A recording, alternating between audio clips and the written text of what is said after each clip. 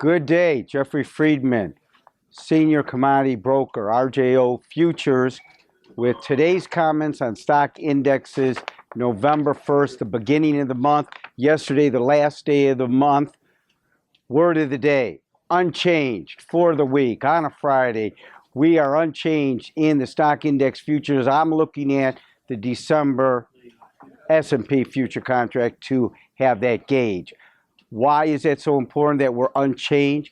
Because we were rallying. We were higher than we were right now when we got the announcement from the FOMC, and they said no change. We're going to continue to buy $85 billion a month in bonds to stimulate the economy, to keep it going, to force interest rates down. And the stock market in the last 3 to 4 weeks has loved it and rallied up over 5% for the month.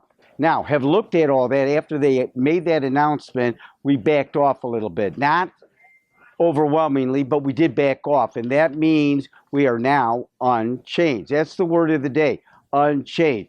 Economics, okay, for the week, manufacturer as a highlight, a little weaker in the United States, a little better in China.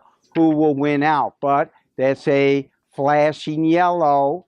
Keep that in mind. And why is it a flashing yellow? Because if good news is bad and bad news is good, if economic news gets real good, then they'll taper faster, the Fed. If economics is slowing down, then they'll prolong the tapering, and that's what's driving the market right now. Let's take a look at the technicals real briefly. And I'm just off the top of my head, 1715, 1717, that would be a trend change. We are in an up motion for short term as well as long term. Let me just take a quick look.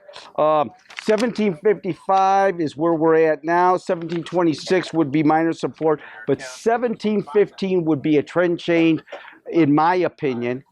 Remember always, and we're looking, our target would be 1784 if we continue to rally. We need a close over 84 to continue the bull market alive. Remember always, trading futures or option to futures involves risk of loss not suitable for everyone. Good luck, good trading.